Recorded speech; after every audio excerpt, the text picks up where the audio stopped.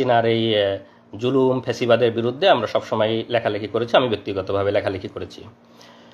তো এই কারণে হয়তো অনেকেরই আমি চক্ষুশূল ছিলাম এবং হাসিনার যে গুম বাহিনী তাদের নজরে ছিলাম সেটা তো আমি অবশ্য বুঝতে পারি নাই। তো ভাইবা শেষ করে আমি যখন কোরিয়ায় ফেরার জন্য ব্যাক করি, সেটা ছিল 21 অক্টোবর 2018 সালে। আমি আমার শ্বশুরবাড়ি জামালপুরের ইসলামপুর, সেখান থেকে ট্রেনে করে ঢাকায় আসি। আমার ফ্লাইট ছিল রাত 1টায়। তো আমি ঢাকায় রাত 8টায় পৌঁছাই যাই। তা আমার সাথে যেহেতু শর্ট ট্যুরে গেছি দেশে, আমার সাথে লাগেজ তেমন বেশি ছিল না, খুব ছোট লাগেজ। তো ভাবলাম যে রাত 8টায় পৌঁছে গেছি, আমি একটু বিশ্রাম নিয়ে রাত 10টা-11টার দিকে এয়ারপোর্টে গেলেই হবে। তো এয়ারপোর্টের পাশেই আমার একটা ছোট ভাইয়ের বাসা। তো তার ওখানে যাই, তার ওখানে গিয়ে রাতের খাবার খাই। রাতের খাবার খাওয়ার পরে কিছুক্ষণ বিশ্রাম নেওয়ার পরে তারপরে যখন 10টা-10:30 বাজে তখন আমি সেখান থেকে রওনা দিই। তার বাসাটা একদম এয়ারপোর্ট সংলগ্ন এলাকায়। তো মাত্র 15 টাকা 20 টাকা রিক্সা ভাড়া দূরত্ব। তো আমি একা একাই গেছি, বাড়ি থেকেও ফ্যামিলির কাউকে নিয়ে যাইনি, যে একা একা তাদেরকে আবার ফেরত আসতে হবে। তো আমার সেই ছোটো ভাই বললো যে ভাই আমি আগাই দিয়ে আসবো নাকি আপনাকে। আমি বললাম থাক, এত রাতে দরকার নাই, তুমি থাকো, আমি একাই যেতে পারবো, কাছে তো আর ভারী লাগেজ টাগেজ নেই। তো আমি লাগেজ নিয়ে, যেহেতু একদম এয়ারপোর্ট সংলগ্ন, আমি রিক্সা নিয়ে এয়ারপোর্টের দিক যাই। তো আপনারা জানেন যে যারা বিদেশে থাকে, যখন দেশে যাতায়াত করে অনেকেই অনেক কিছু দেয়, প্রয়োজনীয় ডকুমেন্ট, অনেক সময় জরুরি মেডিসিন, অনেকের অনেক কিছু দিতে হয়। তো আমাকেও স্বাভাবিকভাবে 2-1 জন বলছে যে ভাই যাওয়ার সময় আমার এরকম একজন একটা ডকুমেন্ট দিবে, একজন বই দিবে, কিছু ওষুধ নিয়ে আসতে বলছে। তো তারা এয়ারপোর্টে ওয়েট করতেছে আমার জন্য, যে আমি গেলে ওখান থেকে দিয়ে দিবে। তো আমি সেই ছোটো ভাইয়ের বাসার থেকে বের হয়ে শুধু আমার ওয়াইফকে ফোন দিছি যে আমি খাওয়া দাওয়া করছি, তো রাত অনেক হয়ে গেছে, সে গ্রামে থাকে ইসলামপুরে, তো তোমরা আর রাত জাগো না, তোমরা ঘুমাই পড়ো, আমি পৌঁছায় তোমাকে ফোন দিব ইনশাল্লাহ। এই বলে আমি আমার বন্ধুর বাসা থেকে রিক্সা নিয়ে আসছি, যেহেতু বললাম যে আমার ছোট লাগেজ, বন্ধু আসতে চাইছে, ছোট ভাই বন্ধু। আমি তাকে বলছি যে এত রাতে আসার দরকার নেই, তোমার আবার কষ্ট করে ব্যাক আসতে হবে, আমি একা একাই আসছি। তা আসার পরে বিমানবন্দরের সামনের যে হাইওয়ে রাস্তা, রিক্সা যেহেতু আসছি, রিক্সা তো আর ভিতরে ঢুকবে না, এয়ারপোর্টের ভিতরে ঢুকবে না, বিমানবন্দরের সামনের যে রাস্তা ওখানে আমি রিক্সা আমাকে থামাই দিছে। আমি রিক্সাটাকে ভাড়া দিছি, ভাড়া দিয়ে রাস্তার এই পাশে নামাই দিছে। আমি এখন রাস্তা ক্রস করে লাগেজ নিয়ে এয়ারপোর্ট এরিয়ার মধ্যে ঢুকবো। তো যখন জাস্ট ঢুকবো, রিক্সাটা থামায় ভাড়া দিয়ে আমি রাস্তা ক্রস করতে লাগছি। তো ওরা আগে থেকেই আমাকে মানে টার্গেট করেছিল, আগে থেকেই ওখানে এসে সবাই রেডি হয়েছিল। তো পরে আমি যখন পার হতে লাগছি, আমাকে এরকম করে হাত ধরছে একজন, হাত ধরে বলছে এনামুল হক মনি, আপনার রাত 1টায় কোরিয়াতে ফ্লাইট না? তো আমি তো স্বাভাবিকভাবে চিনতে পারিনি, আমি ভাবছি যে আমাকে যারা ডকুমেন্ট দিবে তাদের মনে হয় কেউ, তারা ওয়েট করতেছে আমার জন্যে। তাই আমি বলছি জি, আমি এনামুল হক মনি। তো জি বলার সাথে সাথেই একদম রাস্তার ওখানেই ওদের মাইক্রো সেট করা ছিল, মাইক্রোর একটা দরজা খোলা কার। তো কারের দরজা খোলা, আমাকে এরকম হাত ধরাই আছে, এনামুল হক মনি জিজ্ঞেস করছে, আমি যখন স্বীকার করছি, এরকম ধাক্কা দিয়ে আমাকে গাড়ির মধ্যে ফেলে দিছে। আর ভেতরে 2-3 জন ছিল, ভেতরে 2-3 জন আমাকে এরকম করে ধরে ভিতরে টান দিয়ে ঢুকাই নিছে। তো আমি চিল্লাচ্ছি, আপনারা কারা, আমাকে নিয়ে যাচ্ছে, মানে আধা মিনিট থেকে 1 মিনিটের মধ্যে এরকম আমাকে ধরে ভিতরে ধাক্কা দিয়ে ফেলে দিছে, আর ভিতর থেকে কয়েকজন টান দিয়ে ঢুকাই নিছে। তো আমি কথা বলারও খুব বেশি সময় পাইনি, মানে ওখানকার মানুষজন একটু বুঝতেছে। তারপরে সাথে সাথে দরজাটা লাগাই দিল, কারের দরজা লাগাই দিয়ে 1 মিনিটের মধ্যে আমার চোখ বেঁধে ফেললো, তারপরে পিছনে হাত বেঁধে ফেললো, আর আমার মোবাইল, মানি ব্যাগ, ল্যাপটপ, আমার লাগেজ যা যা ছিল, মোবাইল মানি ব্যাগ পকেট থেকে নিয়ে নিল। যেহেতু আমি ফ্লাই করার জন্য যাচ্ছি, আমার mobile, money bag, laptop, luggage যা যা ছিল সব কিছু নিয়ে নিল। জাস্ট চোখ বেঁধে ফেললো, পিছনে হাত বেঁধে ফেললো, মোবাইল, মানি ব্যাগ, ল্যাপটপ নিয়ে নিল, দরজাটা লাগাই দিয়ে গাড়ি টান। তো স্বাভাবিকভাবেই তো আমি আতঙ্কিত, যে কেউ আতঙ্কিত হবে সেই মুহূর্তে। তো আমি মানে কি হয়েছে, মানে তখন আমি বুঝে উঠতেই সময় লাগতেছে যে কি হচ্ছে। পরে 4-5 মিনিট একটু ওরা নীরব, আমাকে একটু হওয়ার সুযোগ দিচ্ছে। আমি তো জোরে জোরে নিঃশ্বাস নিচ্ছে, আল্লাহর কাছে দোয়া করতেছি, মানে বুঝতেছি যে কি হলো, কিন্তু অনুমান করতে পারতেছি না। হঠাৎ করে তো কিছুক্ষণ পরে, এনামুল সাহেব কি ভয় লাগছে, একজন জিজ্ঞেস করতেছে। তা বললাম যে হ্যাঁ আপনারা কারা, আপনারা আমাকে কি নিয়ে যাচ্ছেন? না ভয় নাই, আমরা তোমাকে কিছু জিজ্ঞাসাবাদের জন্য নিয়ে আসছি। তুমি তো হয়তো বুঝতে পারছো যে আমরা কারা। তো তোমাকে কিছু জিজ্ঞাসাবাদ করব। তোমার তো আবার রাতে ফ্লাইট আছে, তোমাকে আমরা এয়ারপোর্টে ড্রপ করে দিয়ে আসতে হবে। তো আমরা কিছু কথা জিজ্ঞেস করবো, তুমি দ্রুত উত্তর দাও, তাহলে আমরা তোমাকে দ্রুত এয়ারপোর্টে দিয়ে আসতে পারবো। মানে আমাকে পুশ করতেছে যাতে আমি দ্রুত বলি, তারা আমাকে প্রলোভন দেখাচ্ছে। তো বলো, তুমি কোরিয়াতে কি করো?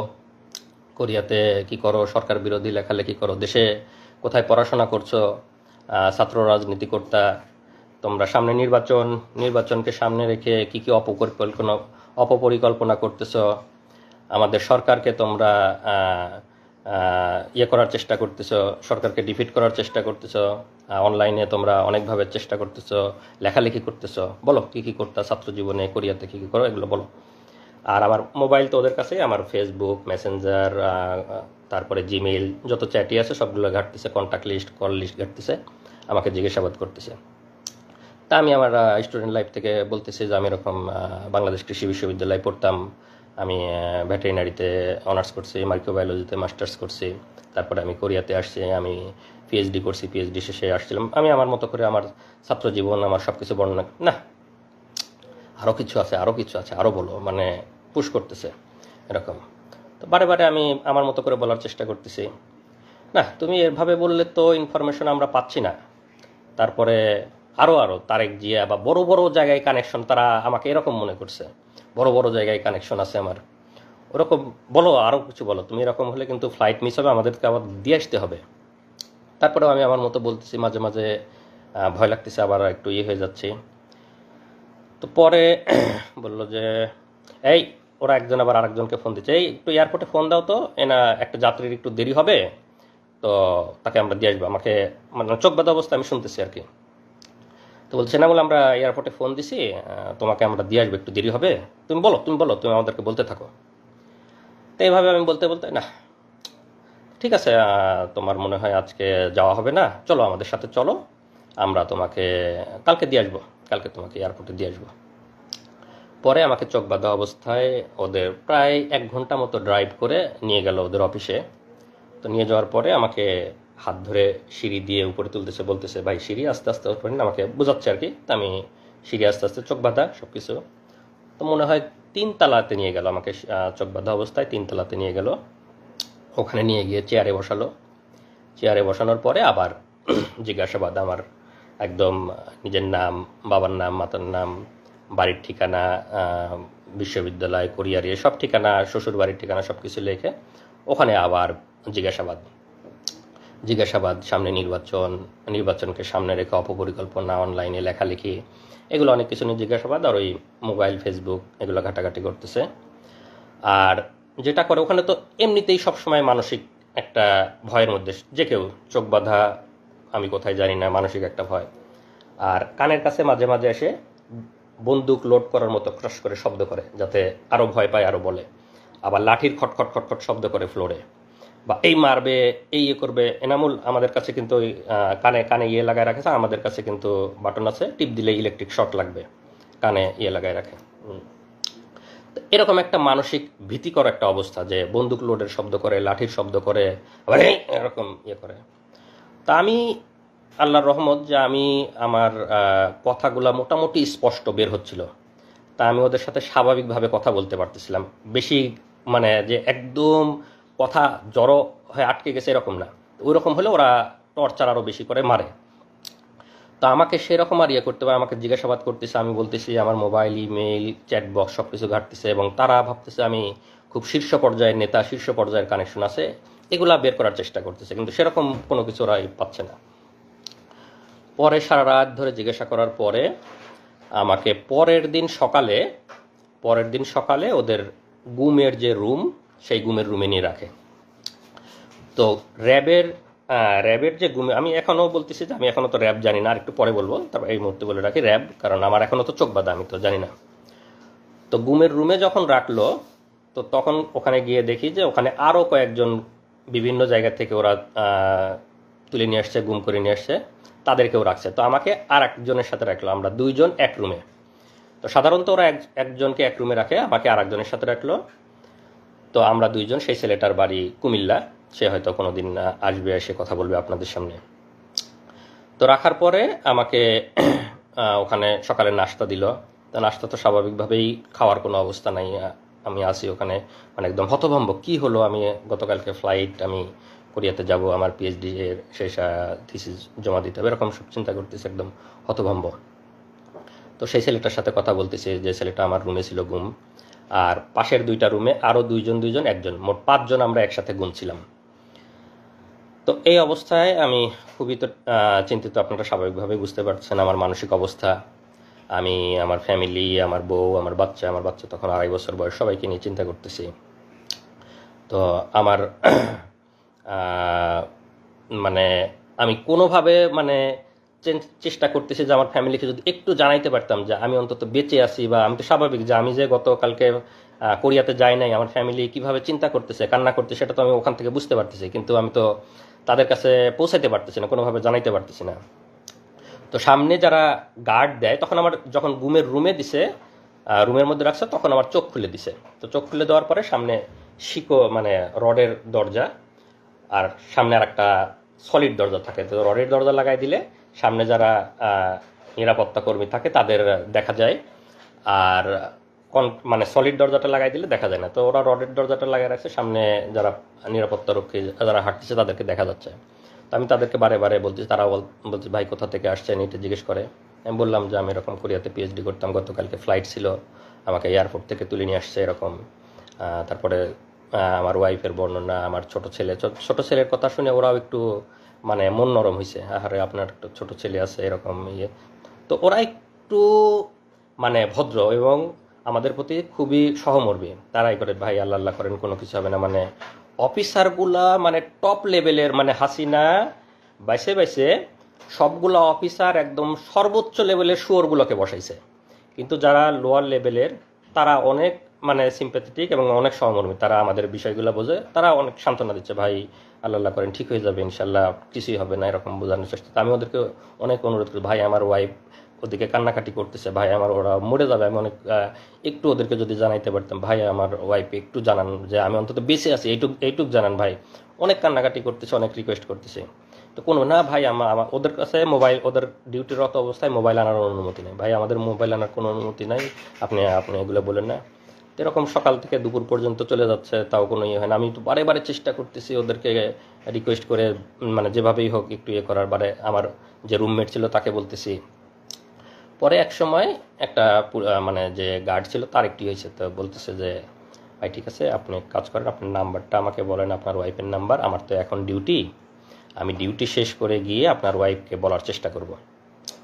তো আপনি নাম্বারটা বলেন, আপনি কাউকে বলেন না, আমি আপনার ছোট ছেলে আছে, এটা শুনে আমার অনেক মায়া লাগছে, আমি আপনার ওয়াইফকে বলার চেষ্টা করি। তা আমি তাকে আমার ওয়াইফের নাম্বারটা বলি।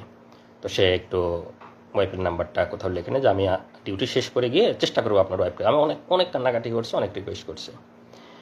তো এই পর্যায়ে আমাকে ওইখানে মানে ঘুমের যে রুম ওখানে রেখে দেয়, ওই অবস্থায় থাকি। আমাকে ওখানে 3 বেলা খাবার টাবার দেওয়া শুরু করে। তো ওরা খাবারটা স্বাভাবিক খাবার দেয়, ওদের যে অফিসার্স মেসে যে রান্নাগুলো হয় সেই রান্নাগুলো প্রতি বেলায় এসে আমাদেরকে খাবারগুলো দিয়ে যায়, স্বাভাবিক খাবার, ভালো খাবার, অফিসার্স মেসে যে রান্না হয় সেগুলোই দিয়ে যায়। তো সকাল দুপুর রাত ওভাবে খাবার দিতে থাকলো, আমাকে ঘুমের রুমে ওভাবে রেখে দিল। তো এই পর্যন্ত আমার অধ্যায়ের একটু বিরতি, এরপরে আমার আরও বর্ণনা শুরু হবে। তো এই অবস্থায় তো আমার ওয়াইফরা ওইদিকে কান্নাকাটি করতেছে, ওরা ওদিকে আমাকে খোঁজাখুঁজি করতেছে, ওদের কি অবস্থা আমার ওয়াইফের কাছে আপনারা এই পর্যায়ে একটু শুনুন, তারপরে আবার আমি বলবো। আসুন। আসসালামু আলাইকুম, আমি নাজনীন সুলতানা নিপা, এনামুল হক মনির ওয়াইফ। আসলে সেই দিনগুলো তো ভোলার মতো না। এখন হয়তো বর্ণনা করতে পারবো, কিন্তু সেই সময়টা কোনোভাবেই বোঝাতে পারবো না আপনাদেরকে। তো আমার হাজব্যান্ডের সাথে আমার লাস্ট কথা হলো 9:30টার দিকে, 9:23 আমার সাথে লাস্ট কথা হয়েছে। ও আমাকে বলছে যে ঘুমিয়ে পড়ো, আমি এয়ারপোর্টে কাজ শেষ করে তোমাকে কল দিব। তারপর আমি বাবুকে নিয়ে ঘুমিয়ে পড়লাম। রাত যখন 12টা বাজে আমার হুট করে ঘুম ভেঙে গেল। আসলে কেউ জার্নি করলে, পরিবারের কেউ জার্নি করলে তো ওরকম গভীর ঘুম হয় না। তো 12:30টার সময় আমার ঘুম ভেঙে গেল। আমি তখন মোবাইলটা নিয়ে তাকে কল দিলাম। তো তার মোবাইলে রিং হচ্ছে কিন্তু কল রিসিভ করছে না। আবার আমি মেসেজ দিয়েছি যে ফ্রি হলে আমাকে কল দিও, তখন 12টা বাজে, তার ফ্লাইট ছিল 1টা 5-এ। তো আমি যখন মেসেজ দিচ্ছি, মেসেজ সিন হচ্ছে, কল রিং হচ্ছে, কিন্তু কলও ধরছে না, মেসেজের রিপ্লাইও দিচ্ছে না। তখন আমার মানে কাছে খুব ইয়ে লাগলো যে মনে হয় ব্যস্ত আছে, হয়তো এয়ারপোর্টের কোনো ঝামেলা বা বিজি আছে এরকম। আমি অপেক্ষা করছি তারপর ওখান থেকে মেসেজ বা কল আসবে, কিন্তু আসছে না। তো যখন রাত 1টা পার হয়ে যাচ্ছে তখন আমার ভেতরে মানে কি ব্যাপার, কেন এরকম হচ্ছে, ও তো আমাকে জানানোর কথা। তো তখন আমার মনে হলো যে হয়তো মোবাইল হারিয়ে ফেলছে বা মোবাইল বা ল্যাপটপ হারিয়ে ফেলছে। কিন্তু আমার মানে বারবার খালি একা একা, আমি কিন্তু রাতে আমার বাবুর সাথে একা ঘুমিয়েছি, আমার বাবা মা অন্য রুমে, তাই মধ্যরাতে তো আমি কাউকে কিছু বলতে পারছি না। তখন আমি মানে খালি বারবার আল্লাহ আল্লাহ করছি যে আল্লাহ কি হলো, যদি মোবাইল হারিয়ে যায় তাহলে তো এয়ারপোর্ট থেকে অন্য কারো ফোন থেকে আমাকে একবার জানাবে সে, এটা আমি শিওর যে সে আমাকে জানাবে, কারণ আমি টেনশন করব। কিন্তু না, আমি অপেক্ষা করছি, রাত 1টা 2টা বেজে যাচ্ছে, কোনো মেসেজ নেই, কল নেই। রাত 1টার পরেও যখন তার ফ্লাইট ছিল, ফ্লাই করার সময়, তারপরেও আমি মেসেজ দিচ্ছি, কিন্তু মেসেজ সিন হচ্ছে, রিপ্লাই দিচ্ছে না। হ্যাঁ, তো আমার কাছে মানে তখন থেকেই আমার মানে খুব অস্থির লাগতেছে যে কিছু একটা হয়েছে, আমি শিওর। হয়তো মোবাইল হারাইছে বা কিডন্যাপ কিছু একটা হয়েছে, আমাদের বাংলাদেশে তো এসব মানে খুব কমন। তারপরে সারা রাত কেটে গেল ওইভাবে। আমি ফজরের নামাজ পড়ে যে ভাইয়ের বাসায় গিয়েছিল, ছোট ভাইয়ের বাসায়, তাকে কল দিলাম, দিয়ে বললাম যে ভাইয়া আমি তো ওর সাথে যোগাযোগ করতে পারছি না, আপনার সাথে মানে লাস্ট কি কি কথা হয়েছে বা আপনি কি যোগাযোগ করেছিলেন তার সাথে? তখন সেই ভাই বলল যে না আপু, আমি তো ভাইকে রিক্সায় উঠাই দিছি, আমি তার সাথে যেতে চাইছিলাম কিন্তু ভাই আমাকে না করলো। তো আমিও রাত্রিবেলা ফোন দিছি কয়েকবার, কিন্তু কথা হয় নাই। তারপরে তার কাছ থেকে শুনে আমার আরও ভয় লাগা শুরু হয়ে গেল। তখন আমি আমার যা বাংলাদেশ কৃষি বিশ্ববিদ্যালয়ের প্রফেসর ডক্টর মার্জিয়া রহমান, তাকে কল দিলাম, ভাবিকে কল দিয়ে বললাম যে ভাবি এরকম রাতে কোনো যোগাযোগ হয়নি, সকালবেলাও কোনো ইয়ে পাচ্ছি না। তো সকালবেলা আর ভাবি মানে প্রথমে বলতেছে আমাকে যে ও তো খুব মন ভোলা, মনে হয় ফোন টোন হারিয়ে গেছে, তুমি চিন্তা করো না, ও ল্যান্ড করে কল দিবে ইনশাল্লাহ। তো তারপরেও মানে আমার মনের মধ্যে তো ধুকপুকুনি যায় না। আমি সেই ভাইয়ের বাসা যেহেতু এয়ারপোর্টের একদম সামনে, আমি ওনাকে রিকোয়েস্ট করলাম যে ভাই আপনি একটু এয়ারপোর্টে যেয়ে এই আমার হাজব্যান্ডের পাসপোর্টের ছবি ছিল আমার কাছে, যেহেতু আমিও কোরিয়াতে যাওয়া আসা করতাম, তো তার ডকুমেন্ট আমার কাছে ছিল। তখন আমি ওই ভাইকে তার পাসপোর্টের ছবি দিলাম যে এই নাম্বার মানে এই নাম্বারের পাসপোর্ট হোল্ডার ঢুকেছে কিনা এয়ারপোর্টে একটু খোঁজ নেবেন। তো সেই ভাই তখন সকাল 7টার সময় এয়ারপোর্টে যায়, সেই নাম্বার দিয়ে খোঁজ নেয় এবং তারা বলে যে না এই লোক এয়ারপোর্টে ঢোকে নাই। তখন সকাল 7টা বাজে। তখন হলো আমি আমার ভাবিকে আবার কল দিয়ে বললাম ভাবি এই অবস্থা, ও তো এয়ারপোর্টে ঢোকে নাই, আমি এরকম নিউজ পেলাম। তখন ভাবি বললো ঠিক আছে, আমিও তুমি ছবিটা পাঠাও পাসপোর্টের, আমিও খোঁজ নিচ্ছি, আমার অনেক স্টুডেন্ট আছে ওখানে। তারপর ভাবিও খোঁজ নিল এবং ভাবিও সেম উত্তর পেল। তারপর সবার টেনশন শুরু হয়ে গেল, তাহলে কোথায় গেল, কি হলো? তখন মানে ভাইয়া ভাবি মানে আমি প্রথম জানাইছি আমাদের পরিবারে আমার ভাসুর এবং যাকে, বাকিরা তো টেনশন করবে। তখন মানে ভাইয়া ভাবি তাদের মতো করে খোঁজ নিতে লাগলো, এবং এরপরেও মানে কোনো খোঁজ নাই। এদিকে মানে আমি বারবার শুধু ফোন টিপতেছি, আমার বাচ্চা খাচ্ছে না, আমার স্কুলে যাওয়ার সময় হয়েছে, আমি কোনো টাইম কয়টা বাজে আমি কিছুই জানি না। আমার মা হঠাৎ করে এসে বলতেছে স্কুলে যাবে না, এখনও তো খাইলে না, কখন যাবা? তখন আমি ঘড়ি দেখি যে 9:30 বাজে। ঠিক আছে, তো পরে আমি তখন প্রথম আমার মাকে বললাম যে আমি তো সাফওয়ানের আব্বুর সাথে কোনো যোগাযোগ করতে পারছি না। আমি প্রাইমারি স্কুলে জব করতাম, আমার নিজের স্কুল, আমার এলাকার। তো তখন আমার আম্মা শুনে তো মানে তখনই চিৎকার করে একদম কান্নাকাটি শুরু করে দিছে। এবং আস্তে আস্তে আমার অন্যান্য ভাসুর, আমার ভাইয়েরা যারা ঢাকায় থাকে, আমার কাজিনরা এবং আমার হাজবেন্ডের যে ফ্রেন্ডগুলোর সাথে আমার মানে যোগাযোগ করা, কি 2-1 জনের সাথে যোগাযোগ করলাম, সবাইকে তখন জানালাম যে তাকে খুঁজে পাওয়া যাচ্ছে না, তার সাথে কোনো যোগাযোগ হচ্ছে না। এবং কোরিয়াতে যারা যে ইউনিভার্সিটিতে উনি পিএইচডি করেছেন তাদেরকেও জানালাম। তখন তারাও এদিকে খোঁজ নিল। আমার হাজবেন্ডের কোরিয়াতে ল্যান্ড করার কথা ছিল সকাল 11টায়, মানে কোরিয়ান টাইম 11টায়, বাংলাদেশ টাইম হচ্ছে সকাল 8টায়। তো আমি যখন সকাল 8টা পার হয়ে গেল, সে ল্যান্ড করে নাই এই খোঁজ পেলাম। এদিক কোরিয়া থেকেও মানে এয়ারপোর্টে খোঁজ নিচ্ছে তারা যে এরকম পাসপোর্ট হোল্ডার কেউ ল্যান্ড করছে কিনা। না, তারাও মানে নেগেটিভ অ্যান্সার পারলো, এবং তারপর থেকে আমরা পুরোপুরি ধরে নিলাম সে মিসিং হয়েছে, কোনোভাবে কিডন্যাপ অথবা মলম পার্টি এই টাইপের কিছু একটা হবে। আমরা কখনোই কল্পনা করি নাই যে এটা রাজনৈতিক কিছু বা মামলা মোকদ্দমা মানে এই টাইপের কিছু হবে, গুম টাইপের, আমরা কখনোই ভাবিনি। তারপরে সকাল তো পার হয়ে দুপুর হয়ে গেল। আমার ভাসুর ময়মনসিংহ থেকে, আমার ভাসুর প্রফেসর মাহমুদুল আলম, তিনি হচ্ছে ঢাকায় গেলেন। আমার কাজিনরা, তার ফ্রেন্ডরা সবাই যে যার মতো করে হসপিটালে, থানা, রেলওয়ে স্টেশনে, যেখানে যেখানে খোঁজা দরকার, এয়ারপোর্টের সামনে প্রত্যেকটা দোকানে দোকানে জিজ্ঞেস করেছে, ছবি দেখিয়ে জিজ্ঞেস করেছে যে এনাকে দেখছে কিনা। মানে তখন আমাদের অবস্থা এমন যে কোনো একটা অ্যাক্সিডেন্ট হয়েছে বা কিডন্যাপ কিছু একটা হয়েছে, এরকম কোনো ধরনের ক্লু, কোনো মেসেজ, কোনো কল কিছুই পাইনি আমরা। তারপর সারাটা দিন এভাবে চলে গেল, এবং বারবার টিভিতে নিউজ মানে দেখতেছি যে কোনো অজ্ঞাত লাশের খবর আসতেছে কিনা, এই টাইপের মনের মধ্যে কত চিন্তা আসতেছে বলার মতো না। তারপরে যাই হোক সারা দিন চলে গেল, কোনো খোঁজ পেলাম না। রাত পার হয়ে গেল, 22 তারিখ দিবাগত রাত, মানে রাত যখন 12টা বাজে, মানে 23 তারিখ শুরু হলো, রাত 12টার সময় আমার হাজবেন্ডের নাম্বার থেকে আমার মোবাইলে কল আসলো। আমার মোবাইলটা যেহেতু ওরা নিয়ে নিছে, আমাকে যখন কিডন্যাপ করছে, গুম করছে, তখনই তো আমার মোবাইল ল্যাপটপ নিয়ে নিছে। আমার মোবাইল তো ওদের কাছে, আমার মোবাইল থেকে ওকে কল দিছে। হ্যাঁ, আমাকে কল দেওয়ার পরে মানে তারা বলতেছে যে আপনি কি এনামুল হক মনির ওয়াইফ? আমি বললাম যে হ্যাঁ, আমরা তো তাকে খুঁজে পাচ্ছি না, এই নাম্বার আপনি কোথায় পেলেন, এই ফোন কোথায় পেলেন? তখন সেই পুলিশ, মানে আমরা তো জানতাম না পুলিশ, মানে ওপর পাশ থেকে আমাকে বলছে যে বুঝতেই তো পারছেন আমরা, মানে ও আমাদের কাছে আছে, আমরা হচ্ছে মানে ওকে কিডন্যাপ করেছি, তো আমি যেভাবে যেভাবে বলবো আপনি সেভাবে কাজ করেন, তাহলে আমরা ওকে ভালো মানে ছেড়ে দিব, তার কোনো ক্ষতি হবে না, কিছু হবে না। আমি আর জাস্ট আপনাদের একটু কল রেকর্ডটা শুনে, আমি সেই সময় মানে সে ওই সময় মনে করছে যে কিডন্যাপার, তো কিডন্যাপার যেহেতু, তাহলে তো কিডন্যাপারের কথা পুলিশকে বলতে হবে, তো পুলিশকে বলার জন্য ও ওই সময় কলটা রেকর্ড করছে, যে পরে পুলিশের কাছে যা সকালে বলবে যে আমার হাজবেন্ডকে কিডন্যাপাররা কিডন্যাপ করছে, এই যে আপনাদের কল রেকর্ড, সেই হিসাবে কল রেকর্ড করছে। তো সেই কথাটা কি ছিল আপনারা শোনেন, ওর কল রেকর্ডটা আছে, কল রেকর্ডটা আমরা এখন লাইভের এখানেই প্লে করে দিচ্ছি। না, আমি জামালপুর। আচ্ছা, জামালপুর থাকেন, সমস্যা নাই। জি। তো এখন এনামুলকে আমরা ছাড়ার ব্যাপারে ফোন করছি, ঠিক আছে? ঘটনা কি সেটা এখন জানার দরকার নাই। ঘটনা এনামুল বাসায় গেলে, বাড়িতে গেলে তারপরে বলবে। আচ্ছা, এখন কিছু বলতে পারবো না আমরা, ঠিক আছে? ও ভালো আছে তো ভাইয়া? ভালো না থাকলে কি আমরা যোগাযোগ করতাম? জি জি জি, হ্যাঁ ঠিক আছে। আমি একটু কথা বলতে চাই ভাইয়া, একটু খালি খালি মোর মুখটা খালি শুন ভাইয়া, আমি মরে যাচ্ছি একদম, একটু কথা বলতে দিবেন ভাই?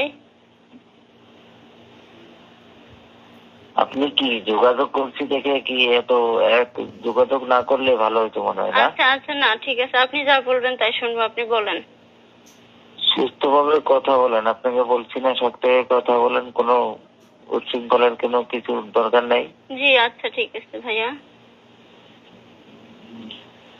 এখন কথা হচ্ছে, আপনি আপনার ভাই ব্রাদার, ওনার ভাই ব্রাদার কাউকে কিছু বলতে পারবেন না, যেহেতু আপনি কথা বলছেন। হ্যাঁ। আমরা সবার সাথে কথা বলতে পারবো না, কথা একজনের সাথে বলবো। জি। আর আপনি কাউকে কিছু বলার দরকার নাই যদি এনামুলকে পাওয়ার ইচ্ছা থাকে। আচ্ছা, বলবো না আমি কাউকে। কারণ কে কোন দিক দিয়ে কি সমস্যা করে সেটা বলা যায় না, ঠিক আছে? জি, বলবো না ভাইয়া।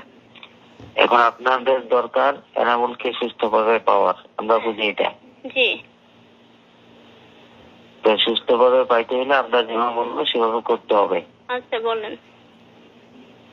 আমাদের 1.5 লক্ষ টাকা দিতে হবে। 1.5 লক্ষ টাকা কখন দেব ভাইয়া? এখন দিবেন? এখন? এত রাতে ব্যাংকে তো টাকা ভাইয়া। আচ্ছা, আমি টাকার ব্যবস্থা করব। হ্যাঁ, আমি টাকা ব্যাংকে?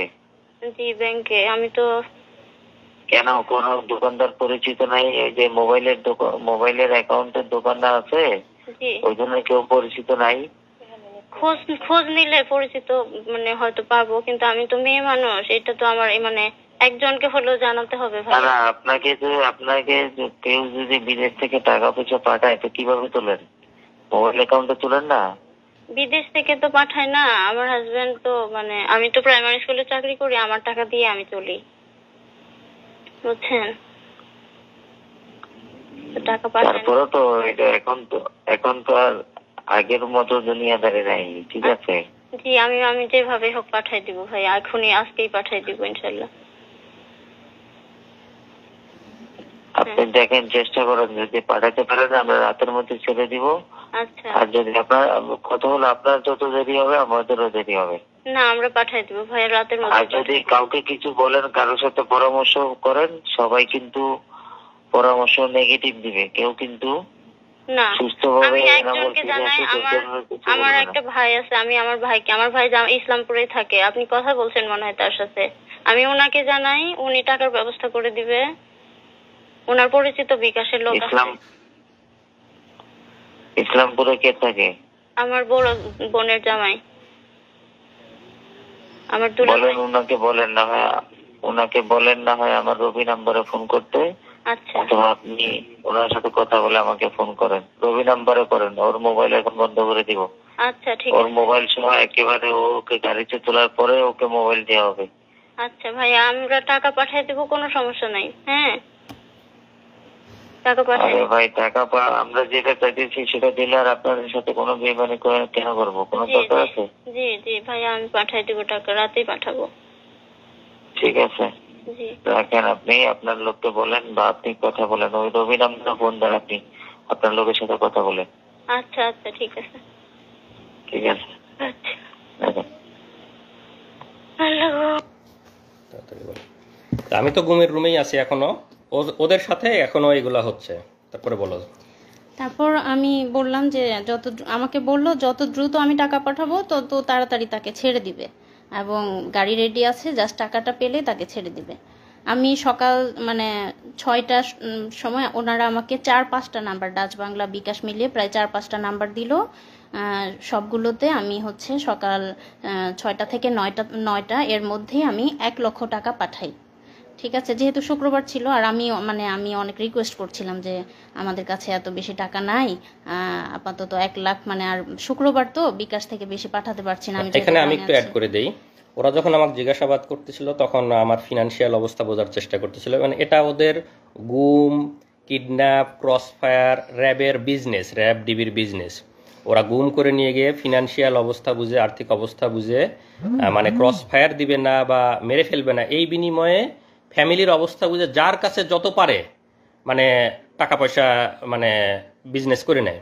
তো আমাকে যখন জিজ্ঞাসাবাদ করছে আমি বলছি যে আমি তো পিএইচডি স্টুডেন্ট, কোরিয়াতে থাকি, আমি কিছু টাকা স্কলারশিপ পাই, আমি কয়দিন আগেই দেশে আসছি, আমার তো ফ্লাইটে অনেক টাকা খরচ হয়ে গেছে, আমার তেমন কোনো টাকা নাই, আমার বাবা রিটায়ার্ড সরকারি চাকরিজীবী, মানে বাবারও তেমন কোনো, মানে সব কিছু মিলায়ে বুঝছে যে আমার কাছে খুব বেশি টাকা নাই, মানে আমি যেহেতু স্টুডেন্ট পিএইচডি করি, খুব বেশি সেভিংস নাই, আমার আব্বা রিটায়ার্ড, আমার শ্বশুর হলো বড় গৃহস্থ, তো সব কিছু মিলায় ওরা সেই পরিমাণই ওদের কাছে ডিমান্ড করছে। তারপর আমি সকাল 9টার মধ্যে টাকা পাঠালাম, তারা টাকা পেয়ে আমাকে কনফার্ম করলো যে হ্যাঁ টাকা পেয়েছি, আপনার ছোট ছেলে আছে শুনেছি, তারপর হচ্ছে আমরা ওকে কিছুক্ষণ পরেই ছেড়ে দিব, আপনারা গাড়ি নিয়ে রেডি থাকেন, কিছুক্ষণ পর মোবাইলটা দিয়ে ওকে ছেড়ে দিব। তারপর হলো আমার ভাসুরা ঢাকায় ছিল তখন, আমি তাদেরকে জানালাম যে এরকম এরকম কথা হয়েছে, ওনারা ছেড়ে দিবে, আপনারা গাড়ি নিয়ে রেডি থাকেন। তারা একদম রেডি গাড়ি নিয়ে। হ্যাঁ, এবং আমি মোবাইলটা নিয়ে বসে আছি যে তার একটা কল আসবে, এসে বলবে যে এনামুল এখানে আছে, আমরা তাকে ছেড়ে দিলাম, বা ও আমাকে কল দিয়ে বলবে যে আমি বের হয়েছি, এরকম। আমি ফোন নিয়ে বসে আছি, গ্রামে সবাই আমাকে ঘিরে ধরে বসে আছে, কিন্তু কল আর আসে না। সবাই মানে ওয়েট করছি আমরা, এদিকে আমার ভাসুররা ওয়েট করছে, কোনো কল আসে না। একদম 9টা, 10টা, 11টা বেজে গেল, কোনো কল আসলো না। তখন আমরা বুঝে গেলাম যে এটা মানে আমাদের সাথে ধোঁকা দিয়েছে।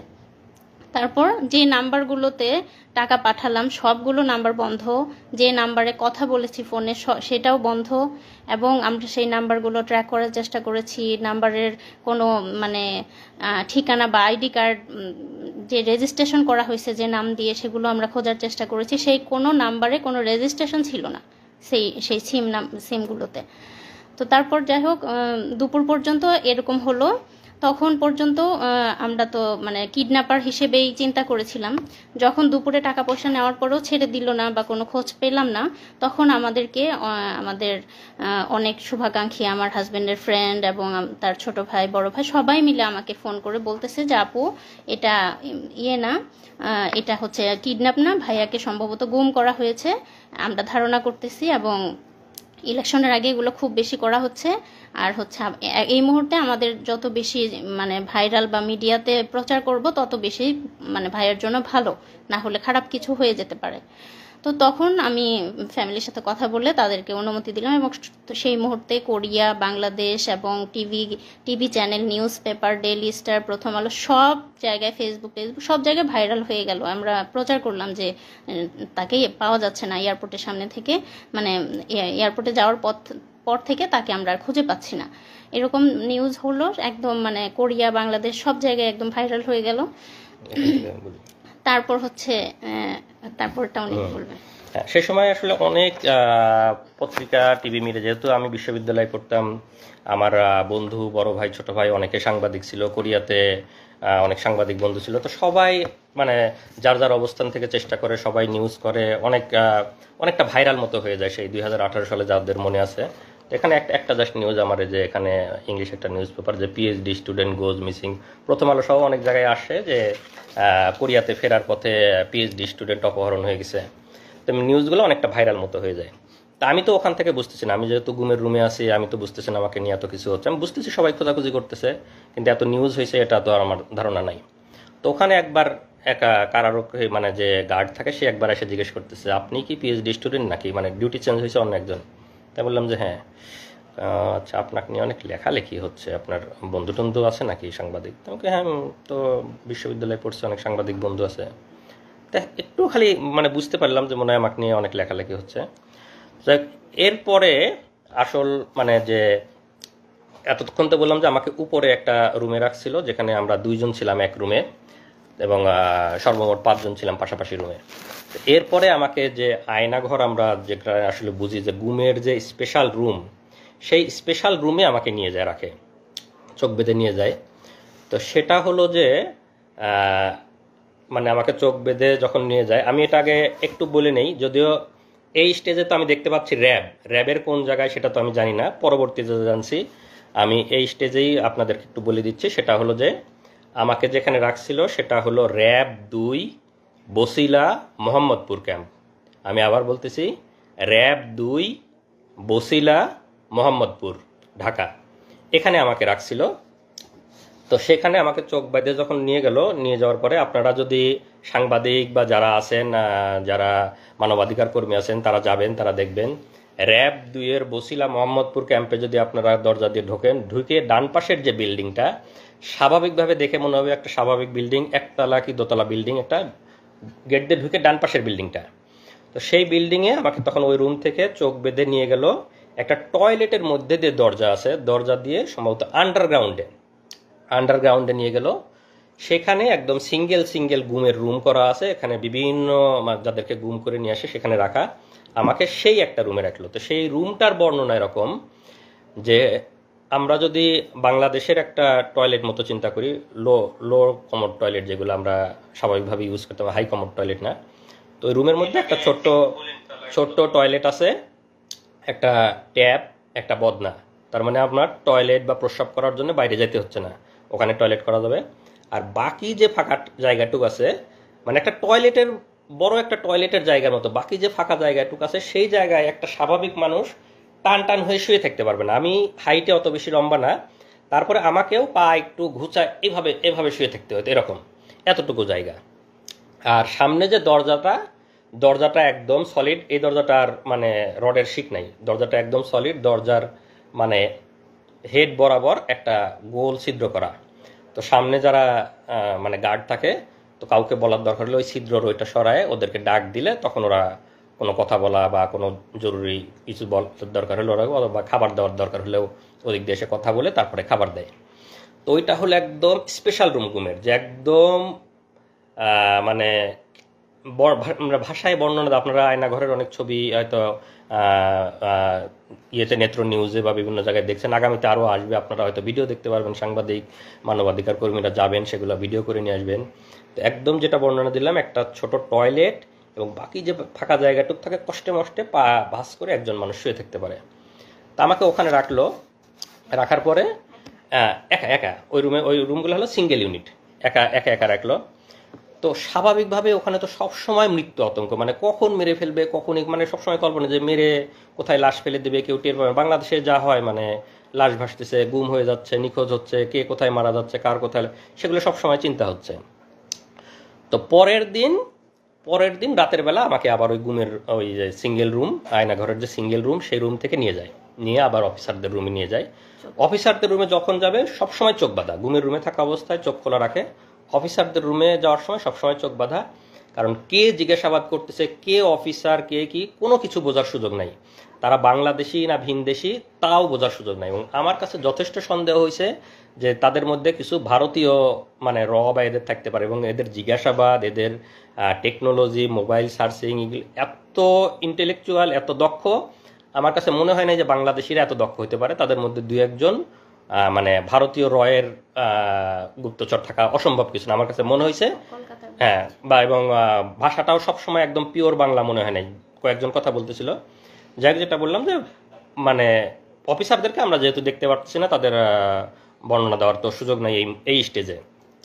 তো সেখানে এরা রাতভর আবার আমাকে জিজ্ঞাসাবাদ করে, এবং সেদিন মানে ফিজিক্যাল টর্চার করে নাই, ভয়াবহ মানসিক টর্চার করছে। যেটা বললাম যে বন্দুকের গুলির শব্দ, লাঠির শব্দ, মানে কানে ইলেকট্রিক শক দেওয়ার মতো শব্দ, ভয়াবহ মানসিক টর্চার করে। এবং আমাকে প্রায় হয়তো আনুমানিক রাত 12টার দিকে আবার এনে গুমের রুমে রেখে দেয়। তো সেই দিন আমি মানে মোটামুটি এমনিতে অনেক আতঙ্ক ভয়, সেদিন মনে হলো যে আজকে মনে হয় খারাপ কিছু করতে পারবো। ওদের জিজ্ঞাসাবাদের ধরন বা সব কিছু মিলায় খুব মানে ভীতিকর একটা অবস্থা। তো এসে কোনো মতো শুয়ে আছে, ঘুমাই না, ঘুম তো আসার কোনো সুযোগই নাই ওখানে। তো যে অবস্থা, হয়তো ক্লান্ত হয়ে গেলে চোখটা একটু বুঝে আসে।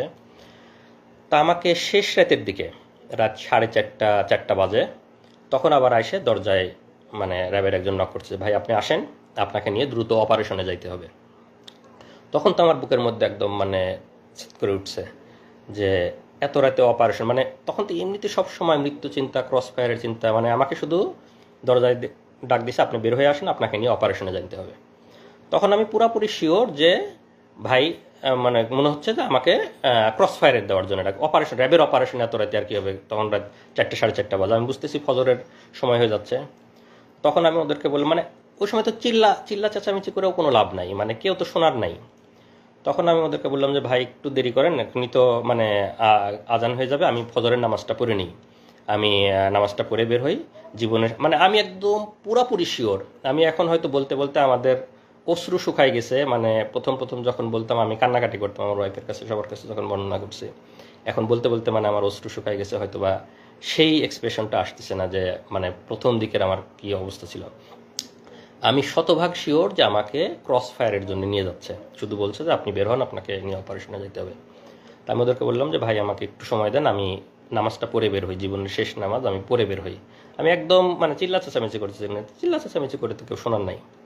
তো পরে আমি সুন্দর করে অজু করছি, অজু করে যখন টয়লেটে নিয়ে গেছে, ওরা চোখ বেঁধে হাত ধরে ধরে নিয়ে যায়। ওখানে গিয়ে আমি একটা খোয়া পাইছি, আমাদের যে খোয়া থাকে, তো খোয়াতে আমি টয়লেটের দেয়ালে মানে একটা নাম্বার লিখে, মানে আমার ওয়াইফের নাম্বারটা লিখে আসছি। মানে আমার কাছে মনে হচ্ছে যে আমাকে তো ক্রস ফায়ার দিয়ে দেবে, আমার ওয়াইফ বা আমার ফ্যামিলি মেম্বার কেউ কোনোদিন জানতেও পারবে না আমি কোথায় ছিলাম, কিভাবে মারা গেছি। যদি কেউ কোনোদিন পরবর্তীতে গুম হয়ে এই টয়লেটে আসে, এই নাম্বারটা যদি দেখে, তাহলে হয়তো সে একটু বুঝতে পারবে, তাহলে হয়তো সে আমার ওয়াইফকে হয়তো একদিন ফোন দিয়ে যায়, এই নাম্বারটা ওখানে পাইছিলাম, আপনি কি আপনার এই নাম্বারটা আমি টয়লেটে পাইছি। এরকম মনে হচ্ছে যে কোনোভাবে যদি একটু জানাইতে পারতাম তাদেরকে যে আমাকে আজকে মেরে ফেলতে যায়, বা এরকম ফিলিংস। তা আমাকে বলে যে ভাই তাড়াতাড়ি করেন, আপনি তাড়াতাড়ি নামাজ পড়েন, আপনি তাড়াতাড়ি নিয়ে যেতে হবে, স্যাররা ওয়েট করতেছে। তা আমি অজু করে একদম ফজরের নামাজটা পড়লাম। আমার মানে সেই শেষ নামাজের যে কি ফিলিংস, এটা আমি মানে ভাষায় প্রকাশ করতে পারবো না। আমি একদম কনফার্ম আমাকে ক্রস ফায়ারে নিয়ে যাচ্ছে, এটা আমার জীবনের শেষ নামাজ। সেই নামাজের যে কি মানে ফিলিংস, সেটা আমার মানে এই মুহূর্তে বলার ভাষা নাই। নামাজ পড়ে আল্লাহর কাছে একদম অঝোরে কান্নাকাটি করে আল্লাহর কাছ থেকে জীবনের যত গুনাহ আছে সব মাপ চেয়ে একদম বিদায় নিয়ে যাচ্ছি, যে আল্লাহ তুমি আমার সব গুনাহ মাফ করে দিয়ে আমার বউ বাচ্চাকে দেখে রাখো। মানে একদম মৃত্যু পথযাত্রী মানুষের দোয়া যা হয়, আমি একদম দোয়া করে নামাজ পড়ে বের হলাম। আমাকে চোখ বেঁধে নিয়ে বের হলো।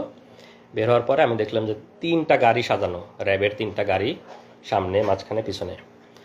তো 3টা গাড়ি সবাই অস্ত্র সজ্জিত হয়ে ওখানে দাঁড়ায় আছে র্যাবেরিয়ে, কেউ হয়তো কাটার নিয়ে দাঁড়ায় আছে, কেউ হাতুড়, কেউ এরকম। তা আমার কাছে মনে হচ্ছে যে আমাকে ক্রস ফায়ার দিয়ে মারবে, যে কাটারগুলো দিয়ে হাত পা এগুলো কাটবে, মানে অঙ্গ প্রত্যঙ্গ বিচ্ছিন্ন করে ফেলবে, মানে বিভিন্ন রকমের অস্ত্র নিয়ে দাঁড়ায়, স্বাভাবিকভাবে ভীতিকর। আমাকে চোখটা এমনি বাইদে, ওখানে একটু দেখার মানে চোখটা খোলা ছিল জন্য সবগুলো দেখছি। আমাকে চোখ বাইদে মাঝখানের গাড়িতে তুললো, ওরা সামনের গাড়ি পিছনের গাড়ি, মাঝখানের গাড়িতে আরও কিছু উঠলো, আমাকে নিয়ে গাড়ি নিয়ে টান দিল।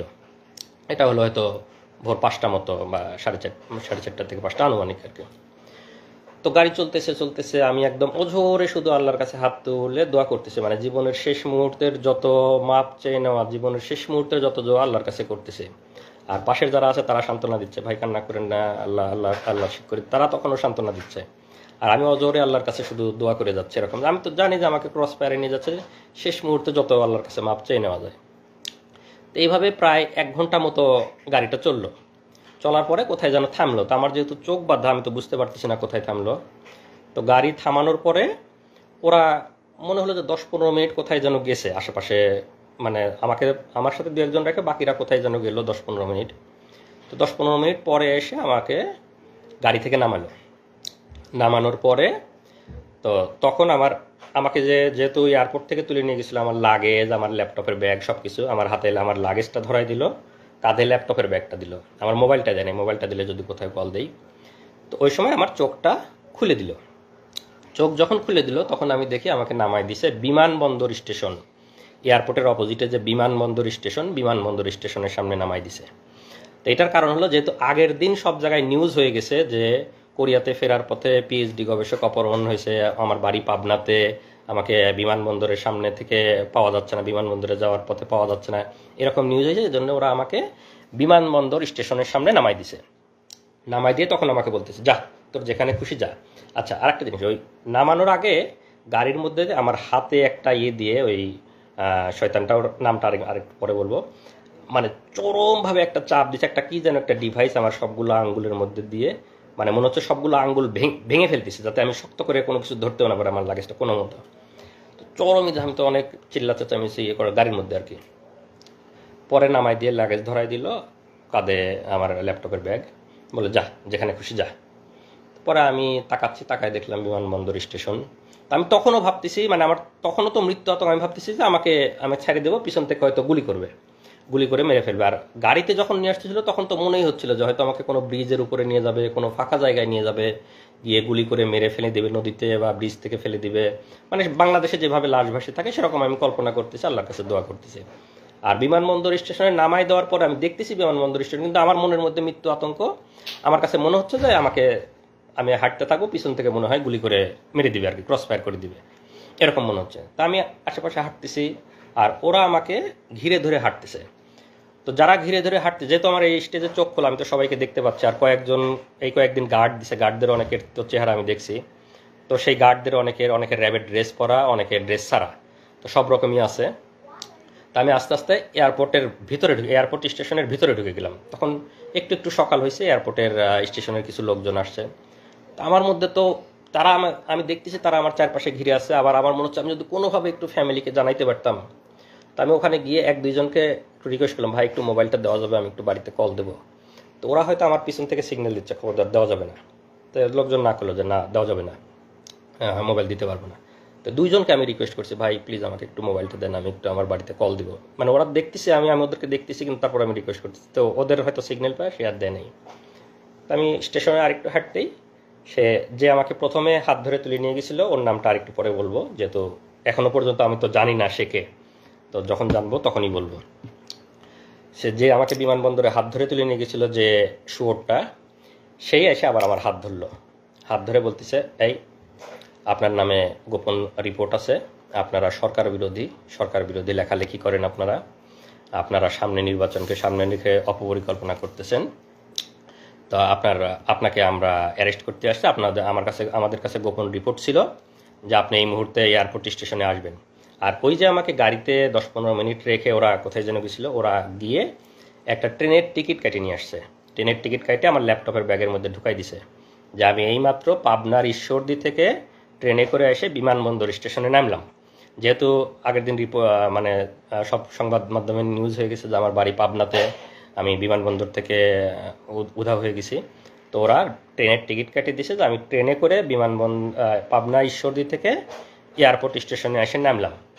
তো আমাকে ধরার পরে আপনার নামে রিপোর্ট আছে, আমার ল্যাপটপের ব্যাগ থেকে ট্রেনের টিকিটটা বের করলো। বের করে ওদেরই কিছু লোকজন সেট করা আছে এয়ারপোর্টের ওখানেই, স্টেশনের ওখানেই।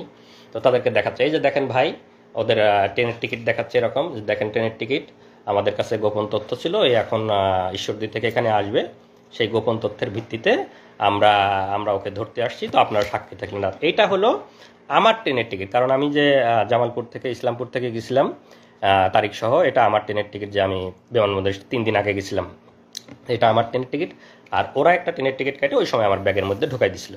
তো ঢুকাই দিয়ে লোকজনকে দেখালো যে ট্রেনের টিকিট আপনারা সাক্ষী থাকলেন, ও এখন ঈশ্বরদী থেকে আসছে, এই সময় আমরা ওকে ধরে নিয়ে যাচ্ছি। তো কয়েকজন সাক্ষী রাখতে হয় ওখানে, ওদেরই 2-1 পানের দোকানদার বা আশেপাশে যারা, এই যে আপনাদের নাম দাম লিখে নিয়ে গেলাম, আপনারা সাক্ষী।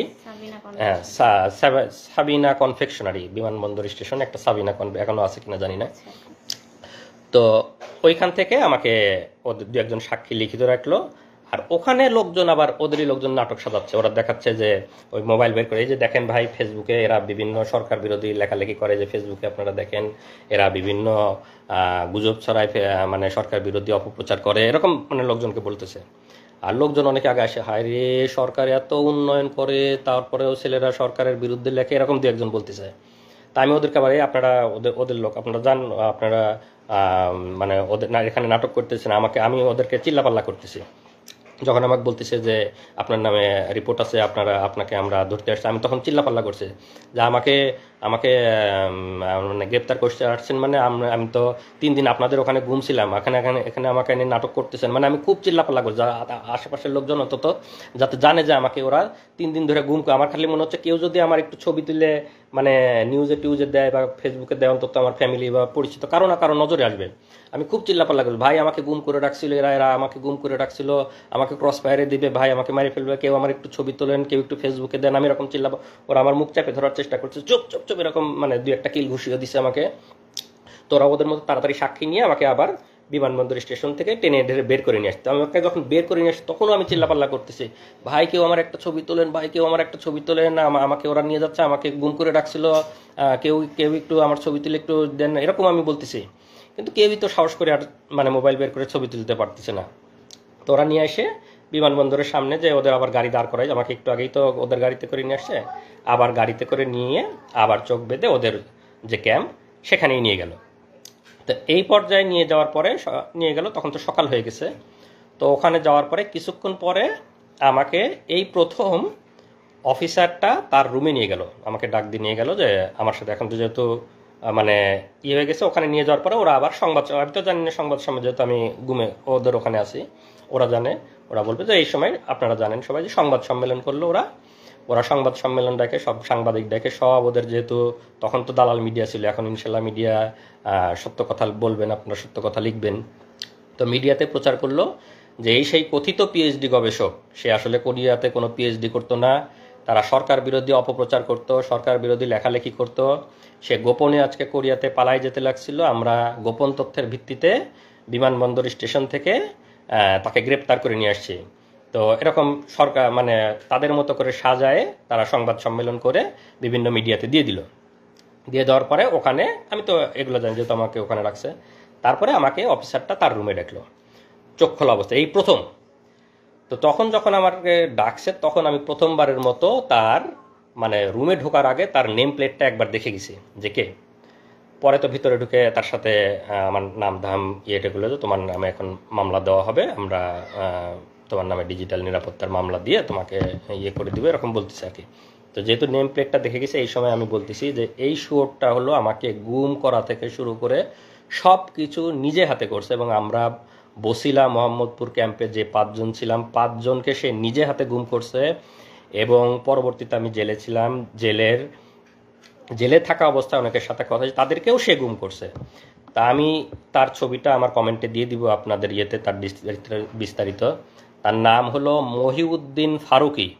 মহিউদ্দিন ফারুকী 2018 সালে র্যাব 2 বসিলা মোহাম্মদপুরে সে ছিল কোম্পানি কমান্ডার। পরবর্তীতে সে ওখান থেকে চলে যায় হলো পুলিশ সদর দপ্তরের সাপ্লাই শাখার এআইজি ছিল। এতটুকু পর্যন্ত তার ইনফরমেশন আমি জানি।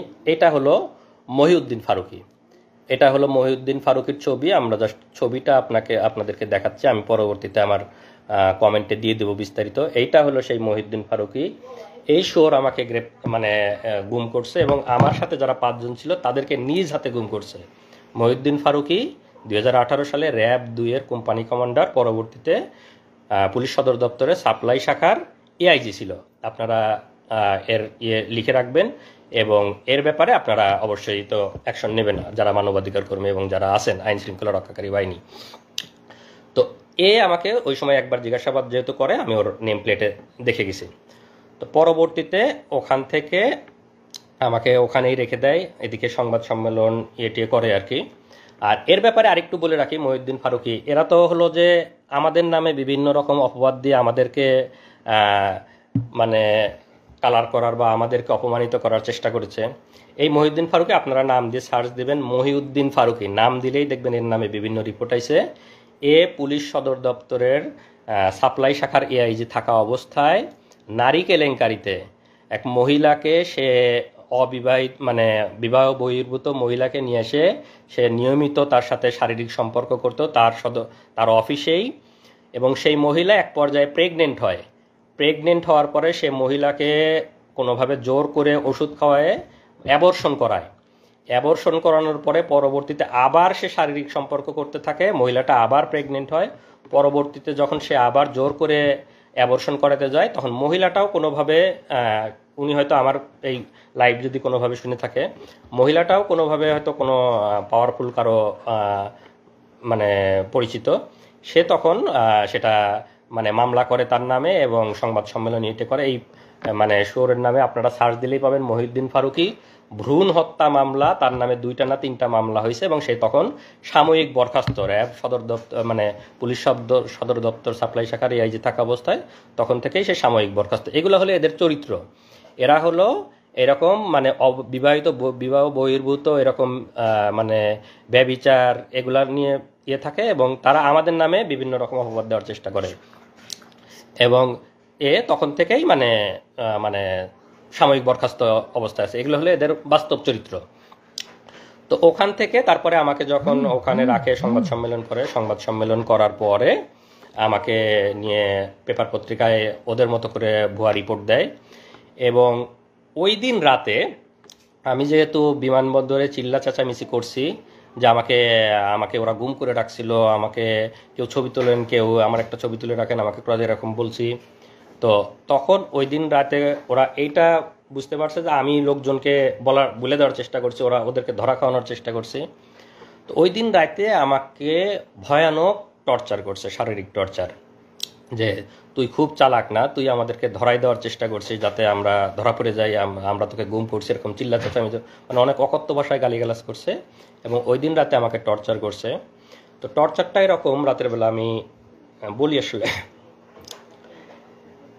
ওই দিন রাতে আমাকে চোখ বেঁধে ওদের আবার রুমে নিয়ে যায়, মানে দিনে চোখ খোলা ছিল, রাতের বেলা চোখ বাঁধা অবস্থায় আবার রুমে নিয়ে যায়। রুমে নিয়ে গিয়ে আমার এভাবে 2 হাতটা এরকম বাঁধে, এখানে হাত বাঁধে, আমার 2 পা বাঁধে, 2 পা এবং 2 হাত বাঁধে। আমার এই হাতের মধ্যে দিয়ে এই দিক দিয়ে একটা বাঁশ মতো ঢুকাই দেয়, আমি তো চোখ বাঁধা দেখতে পাচ্ছি না, বাঁশ মতো এরকম আড়াআড়ি ঢুকাই দেয় এবং আমার পায়ের উপরে এখানেও আড়াআড়ি একটা বাঁশ মতো রেখে দেয়। তো 2টা বাঁশ আমার দুই পায়ের উপর আড়াআড়ি একটা, আমার হাতের উপর আড়াআড়ি একটা। আর এই 2 বাঁশের উপরে মানে এই বাঁশের উপরে 2-4 জন, ওই বাঁশের উপরে 2-4 জন এরকম দাঁড়ায়, মানে রুটি বলার মতো, যেরকম মানে আমরা যেরকম বেলন দিয়ে রুটি বলি এইরকম একদম চাপ দিয়ে এরকম বলতেছে। আমি তো চিল্লাই করছি। যখন চিল্লাচ্ছি তখন আমার মুখের মধ্যে গামছা গুঁজে দিছে যাতে মানে চিৎকার বাইরে না যায়। আমার মুখের মধ্যে চিল্লাচ্ছে। পরে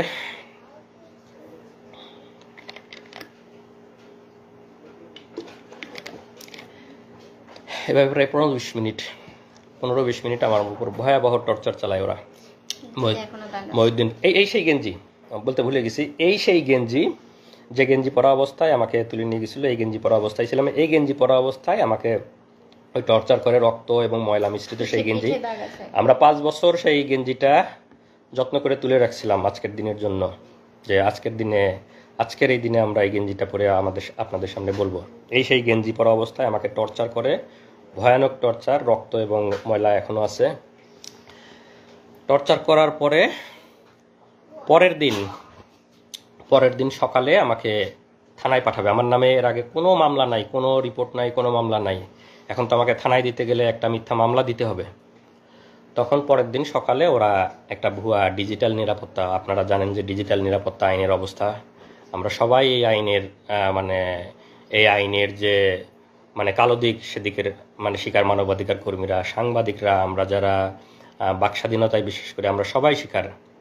তা আমার নামে ভুয়া ডিজিটাল নিরাপত্তা আইনে একটা মামলা দেয়।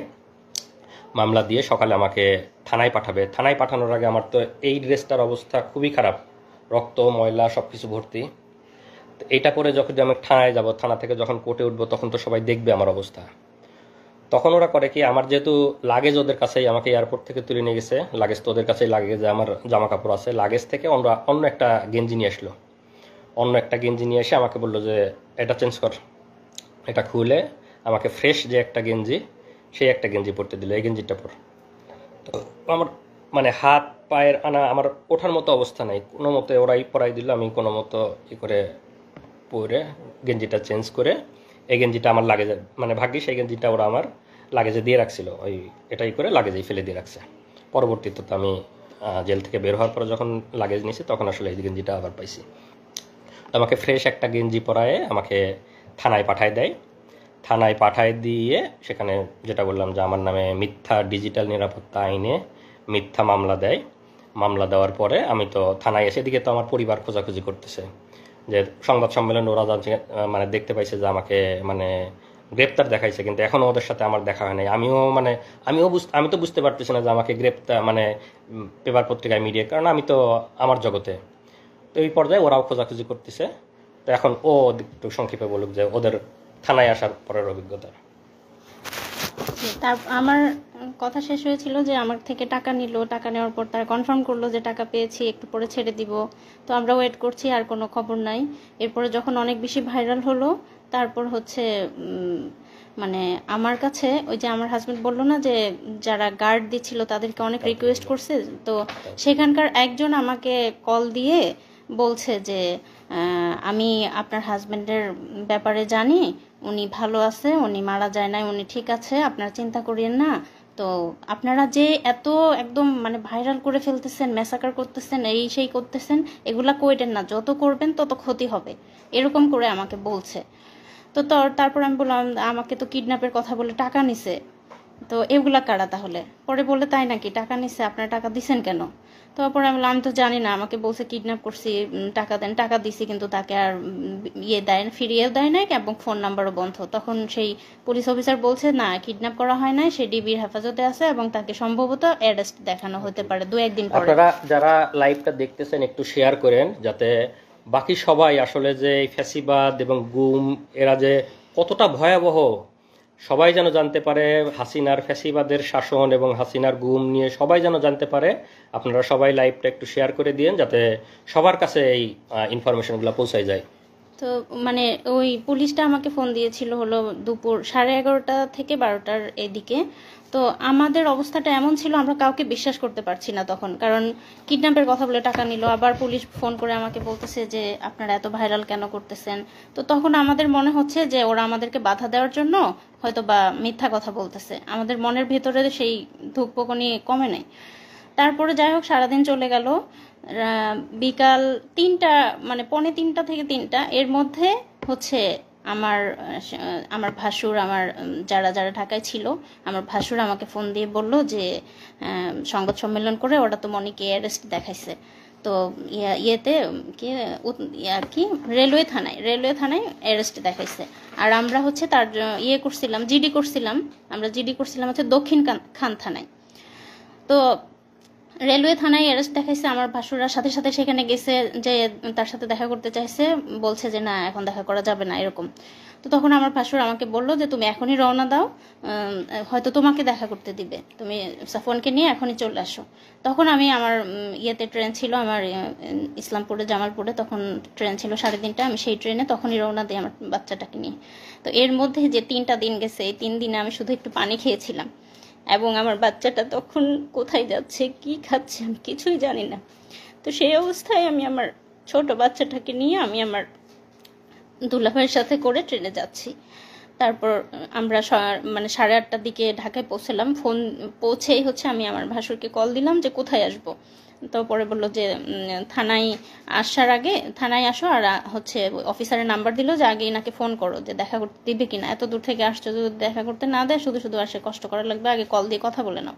তো কল দিলাম, তখন ওনারা বললো যে না, রাত্রেবেলা আমরা কাউকে দেখা করতে দেই না, আমাদের অফিসাররা রাতে থাকে না, তো অনুমতি ছাড়া দেখা করা যাবে না, আপনারা কালকে সকালে আসবেন, সকালে তাকে কোর্টে নেওয়া হবে তখন আসবেন।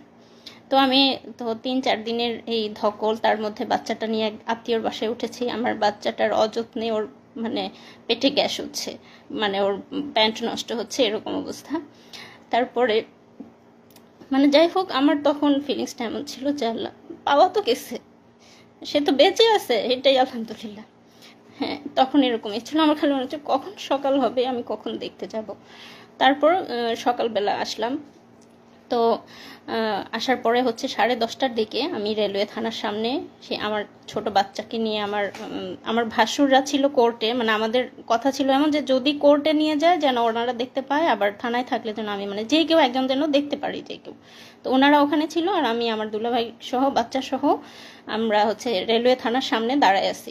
আমরা হচ্ছে বারবার জিজ্ঞেস করতেছি, আমাকে তো কিছু বলতেছে না যে আছে কি না আসলে, বা সে কিছুই বলতেছে না। তো তখন আমার শ্বশুরবাড়ি যেহেতু পাবনা, আমার শাহজাদপুর পাবনার কাছাকাছি এক এলাকার একটা পুলিশ ছিল, উনি আমাকে বলল যে আপনারা অপেক্ষা করেন, আসে উনি এখানে, কিছুক্ষণ পর বের করা হবে। তো সকাল 10:30 থেকে 12:30 পর্যন্ত রোদের মধ্যে দাঁড়াই ছিলাম। আমাদেরকে থানায় ঢুকতে দেয় নাই, ওখানে কোনো বসার জায়গা ছিল না, এবং ওখানে যেহেতু স্টেশন, চাইলে আমরা যেয়ে বসতে পারতাম। আমাদের কাছে মনে হয়েছে যে 1 মিনিটও এখান থেকে নড়বো না, যদি এর মধ্যে নিয়ে যায়, আমরা কোথাও গেলাম তখনই যদি নিয়ে যায়। আমার বাচ্চা তখন হচ্ছে মানে 2.5 বছর বয়স, মানে ওর খাওয়া ঘুম সব কিছু উল্টাপাল্টা হয়ে যাচ্ছে। তো যাই হোক, তারপরে তাকে 12:30টার দিকে হচ্ছে বের করলো। যখন বের করলো দেখি যে তার 2 হাত বাঁধা, এবং মানে এই যে আপনারা দেখছেন আসিফ মাহতাব স্যারকে যেভাবে বেঁধে বের করছে কোর্টে, সেইভাবে তাকে বেঁধে বের করছে। আমি দৌড়ে চলে গেছি, দৌড়ে গিয়ে তাকে জড়ায় ধরে খালি আলহামদুলিল্লাহ বলছে, আর বলছি যে তুমি একটুও চিন্তা করো না, সব ঠিক হয়ে যাবে। হ্যাঁ, আমি কাঁদি নাই, আমি তাকে সাহস দিছি, আমি বলছি যে সব ঠিক হয়ে যাবে ইনশাল্লাহ, তুমি একটুও চিন্তা করো না। ও আমাদেরকে দেখে অবাক হয়ে গেছে যে আমরা কিভাবে জানলাম, কিভাবে এখানে আসলাম। তো আমার মানে আমরা ওখানে যাওয়ার সাথে আমার তো ধারণাই নাই যে ওরা মিডিয়ার মাধ্যমে জানছে, মানে থানার সংবাদ পাইছে, থানাতে চলে, কারণ আমি তো থানার মধ্যে, মানে আমি কিছুই বুঝতে, মানে আমি ওদেরকে দেখে অবাক হয়ে গেছি যে মানে ওরা এখানে চলে আসছে। আমি আমার ছেলেকে নিয়ে আমি যখন গেলাম দৌড়ায়, ওরা আমাদের কুকুরের মতো দূর দূর করে মানে করে দিচ্ছে, তাড়া দিচ্ছে, এই চলে যান চলে যান, খবরদার কাছে আসবেন না, কাছে আসলে কিন্তু আসামিকে টর্চার করব, খবরদার কাছে আসবেন না। তো ও আমার বাবুকে জাস্ট একটা চুমা দিতে আসছিল, মানে ঠোঁটটা কাছে নিয়ে আসছে আমার বাবুর গালের কাছে, ওরা দিতে দেয় নাই, ওরা ওকে দড়ি ধরে টান দিয়ে হেঁচকে টান দিয়ে নিয়ে গেছে। এই দৃশ্য আমি কোনোদিনও ভুলবো না। তারপর যাই হোক, ওনাকে একটা সিএনজিতে উঠালো, পাশে তো 3-4 জন পুলিশ ছিল, তো সাথে সাথে আমরা আরেকটা সিএনজি ভাড়া করলাম। ভাড়া করার পরে আমাদেরই হলো যে আমরা ওদেরকে পুরো ফলো করব, ওরা যেদিক দিয়ে যাচ্ছে আমরা ওইভাবে। তো যে ফলো করতেছি, আমাদের সিএনজি ওদের সিএনজি পাশাপাশি ছিল, এবং একটা জ্যাম লেগে যায়, জ্যাম লেগে যাওয়ার ফলে তাদের সিএনজি আর আমাদের সিএনজি একদম পাশাপাশি, মানে আমি বারবার আমার এখান থেকে দেখতেছি ও একটু করে তাকাচ্ছে। তো আমি সাফওয়ানকে বলছি, দেখো ওই যে তোমার বাবা, ডাকো, বাবাকে ডাকো। সাফওয়ান ডাকতেছে, বাবা বাবা এমন করে ডাকতেছে। পুলিশ কতটা হিংস্র, কতটা খারাপ। সে সিএনজি থেকে বের হয়ে এসে, আমাদের সিএনজিওয়ালা একটু বয়স্ক ছিল, আমাদের সিএনজিওয়ালাকে লাথি মেরে বলতেছে যা তাড়াতাড়ি এখান থেকে। মানে আমাদের সিএনজি ওখানে দাঁড়াতে দিচ্ছে না। সে বয়স্ক মানুষটার সাথে খারাপ, জাস্ট আমার ছেলে একটু বাবা বলে ডাকছে, এটাই ওদের সহ্য হচ্ছে না। ঠিক আছে, তখন ওরা লাথি মেরে আমাদের সিএনজিওয়ালাকে বলতেছে যা তাড়াতাড়ি, মানে যেন দেখাই না হয় এরকম। পরে যাই হোক ওনাকে নিয়ে গেল, নিয়ে যাওয়ার পরে কোর্টে, মানে যখন ওনাকে সিএনজি থেকে নামিয়ে গারদে নিচ্ছে, আমার ভাসুররা তখন প্রথম 3-4 দিন পরে তাদের ভাইকে দেখতে পেল। তারপর আমরাও নামলাম, নামার পরে আমরা মানে অপেক্ষা করছি কি করে কি হবে, কারণ আমাদের পরিবারে কোনো, আমার শ্বশুর বাড়ি, আমার বাবার বাড়ি, কোনো ফ্যামিলিতেই এরকম কিছু হয় না, আমরা কিচ্ছু জানি না কি হতে যাচ্ছে কি হবে। কিন্তু আমার মনের মধ্যে একটা সাহস ছিল যে আমার ভাসুররা অনেক ভালো ভালো জব করে, ইনশাল্লাহ খুব দ্রুত বের করে আনতে পারবে। আমি জানি না, আমি ছোট মানুষ, তখন এসব বুঝি না, মানে এত কষ্ট যে হবে সেটা বুঝতে পারিনি। আমার মনে হয়েছে খুব দ্রুত 2-3 দিনের মধ্যেই হয়তো বের করতে পারবে। তো তারপর যাই হোক গারদ থেকে তাকে কোর্টে নেওয়া হলো। আমরা পিছে পিছে যাচ্ছি, আমাদেরকে একটু কাছে ঘেঁষতে দিচ্ছে না, মানে কোনো কথা, কোনো ইনফরমেশন যেন আমরা তাকে না দিতে পারি বা উনি আমাদেরকে কিছু না জানাতে পারে, তার কাছেই ঘেঁষতে দিচ্ছে না, এবং দূর দূর করে তাড়িয়ে দিচ্ছে।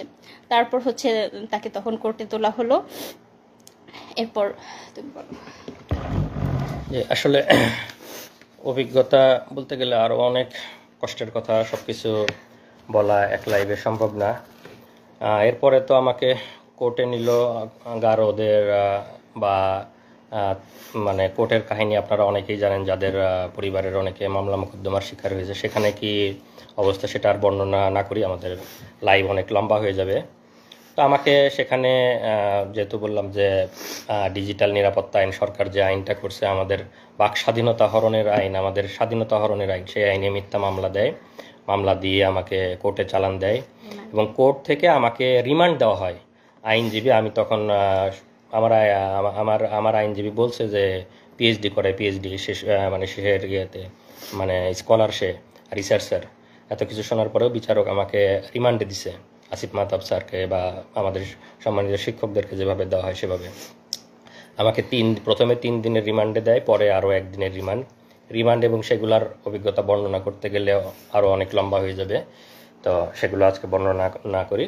তো 3 দিনের মানে রিমান্ডগুলো শেষ হওয়ার পরে আমাকে রিমান্ডের ওখানে আমার ফ্যামিলির কাছ থেকে টাকা দাবি করছে, আমার কাছে ফ্যামিলির কাছ থেকে টাকা করছে, আমার ওখান থেকে টাকা নিছে। আমার মোবাইলটা ওদের কাছে ছিল। মানে হাসিনা তো সারা বাংলাদেশে, মানে পুলিশ এবং সব জায়গায় যে দুর্নীতি করছে, ওরা ওখানেই আমাকে বলতেছে যে মানে টাকা দিতে হবে। মানে ওখানে আমি কিভাবে টাকা দিব, তখন মানে আমাকে বিভিন্ন রকম ভয়ভীতি দেখাচ্ছে, আমার ফ্যামিলির উপর করবে, ফ্যামিলির উপর মানে ফ্যামিলিকেও জড়াবে এগুলোর মধ্যে। তখন আমি ওদেরকে বললি যে আমার মোবাইলটা আপনাদের কাছে আছে কিনা। হ্যাঁ, মোবাইল আছে। তখন আমি যেহেতু ইন্টারনেট ব্যাংকিং ইউজ করতাম, আমার কোরিয়ার যে ইন্টারনেট ব্যাংকিংয়ের অ্যাপস আমার মোবাইলে ইনস্টল করা ছিল, আমি ওখান থেকে ওদের মানে বিকাশে মানে ইনস্ট্যান্ট 10,000 টাকা ট্রান্সফার করে দেই। তখন মানে একটু মানে ঠান্ডা, মানে পুলিশ তো ঘুষখোর, মানে ওদের কাছ থেকে 1 লাখ টাকা ওদের কাছ থেকেও চাইছে। তারপরে আমাকে মিথ্যা মামলা রিমান্ড শেষ করার পরে আদালতের মাধ্যমে আমাকে জেলে পাঠায় দেয়। তো জেলের অনেক অভিজ্ঞতা, জেল, রিমান্ড, এগুলা বলতে গেলে আসলে আরও বিস্তারিত বলার সময় নাই, লাইভও লম্বা হয়ে যাবে।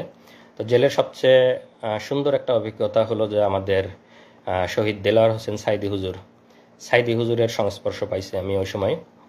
সাইদি হুজুর এবং আমাকে কেরানীগঞ্জ জেল থেকে কাশিমপুর জেলে পাঠানো হয়েছিল। তো কাশিমপুর জেলে যখন ছিলাম, সাইদি হুজুর সেখানে ছিলেন। আমি এবং সাইদি হুজুর প্রায় 20-25 দিন একসাথে ছিলাম। বিকালে আমরা একসাথে হাত ধরে হাঁটতাম, সাইদি হুজুরের সাথে গল্প করতাম। অনেক অনেক অনেক নসিহা করছে, আমার হাত ধরে, আমার ওই যে টর্চার করছে, আমার আঙ্গুলগুলা প্রায় আমি 3 মাস এই 2টা আঙ্গুল মানে কোনোভাবেই আমি মানে এরকম ভাঁজ করে, এই 3টা আঙ্গুল দিয়ে আমি খাওয়া দাওয়া করতাম। এই 2টা আঙ্গুলের কোনো ফিলিং ছিল না।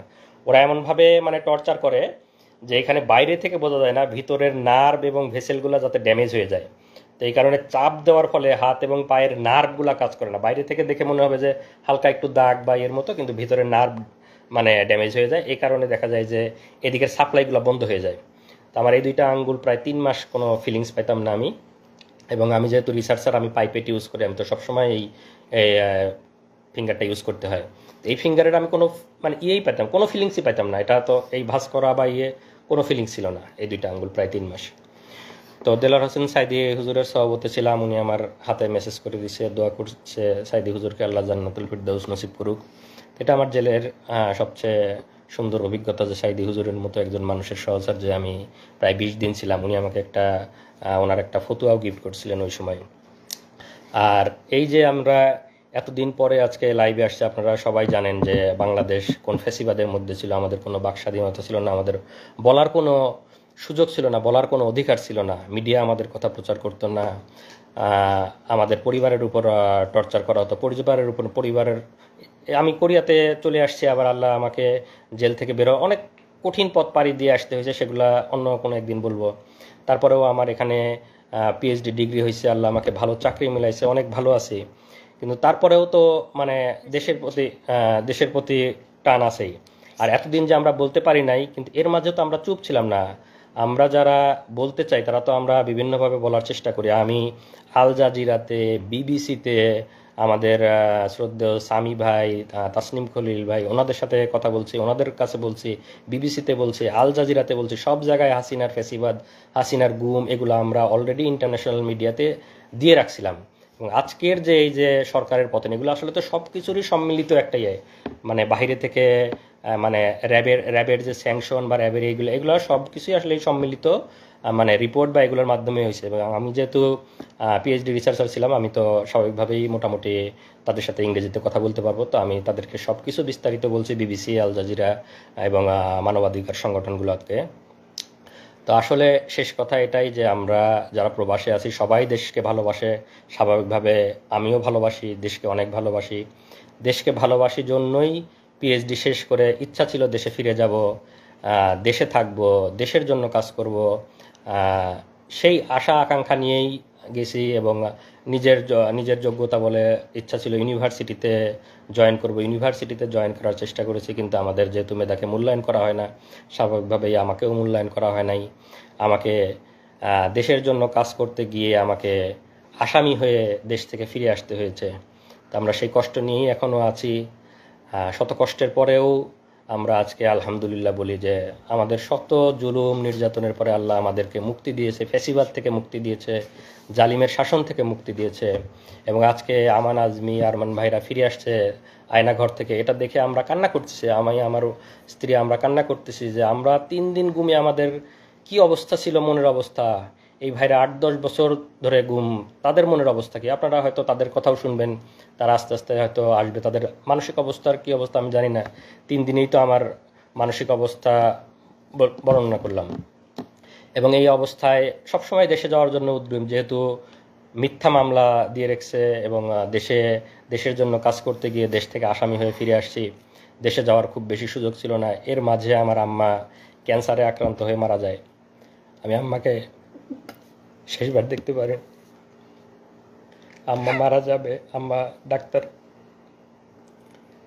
ডাক্তার বলছে যে এত মেয়াদ আছে, এত মাস ম্যাক্সিমাম হয়তো টাইম পাইতে পারে। আম্মার ডায়াগনোসিস হয়েছিল লেট স্টেজে। সব কিছু জানার পরেও আমরা আম্মার জন্য যাইতে হবে। শেষ মুহূর্তে না পেরে আম্মার যখন অবস্থা বেশি খারাপ, আমি টিকিট কাটছিলাম, আমি, আমার স্ত্রী, সন্তান, আমরা 4 জন সবাই টিকিট কাটছি যে যত যাই হোক আমাকে গ্রেপ্তার করলেও আমি যাব, আম্মাকে আমার দেখতেই হবে। আম্মা সেই শেষ সময় আমি টিকিট কেটে যাওয়ার চেষ্টা, তখন করোনার পিক সময়, টিকিট অনেক এক্সপেন্সিভ, টিকিট পাওয়া যায় না, ফ্লাইট নাই। সেই মুহূর্তে আমি টিকিট কেটে মানে আম্মার জন্য গেছি। কিন্তু আমি যেদিন টিকিট কাটছি আম্মা তার পরের দিন মারা গেছে। আমি যেতে যেতে আম্মার জানাজা পাই নাই, আমার যেতে আরও একদিন ডিলে হয়েছে। কারণ তখন করোনার সময় তো আমাদের পারমিশন নিয়ে যাইতে হইতো যে আমরা ফিরে আসবো। করোনার সময় ফ্লাইট অ্যাভেলেবেল ছিল না, টিকিট কেটে যাওয়ার সুযোগ ছিল না। তো টিকিট কেটে আমার ফ্লাইট ছিল 2 দিন পরে, আমি যেদিন টিকিট কাটছি পরের দিন আম্মা মারা গেছে। তো আমি আমার আম্মাকে পাই নাই, এই আফসোস আমার সারা জীবনে যাবে না। আমি আম্মাকে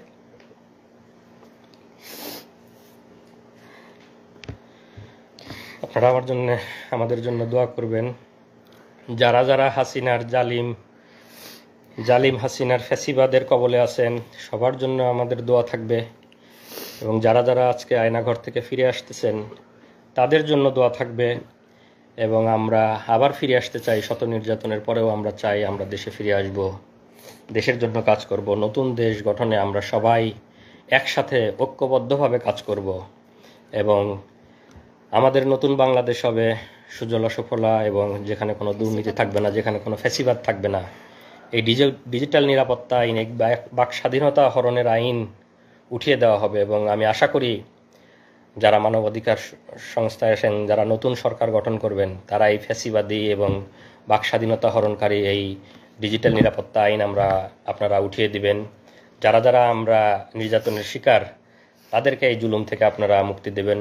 এবং আমি পরিশেষে যে ছাত্র আন্দোলনের মাধ্যমে এই ফ্যাসিবাদ, এই জুলুম থেকে আমরা মুক্তি পেয়েছি আল্লাহর অশেষ মেহেরবানিতে, তাদেরকে আমি ধন্যবাদ দিতে চাই। তাদেরকে ধন্যবাদ দিয়ে ধন্যবাদ দেওয়ার কোনো ভাষা আমার জানা নেই।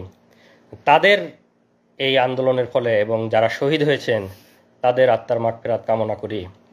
পরিশেষে আমি বলবো যে আমরা সবাই মিলে ইনশাল্লাহ একটা নতুন বাংলাদেশ গড়ব, যেখানে থাকবে না কোনো ভেদাভেদ, কোনো মারামারি, কোনো এরকম কোনো, যাতে আর কাউকে এভাবে লাইভে এসে তার এই কঠিন পরিস্থিতির বর্ণনা না করতে হয়।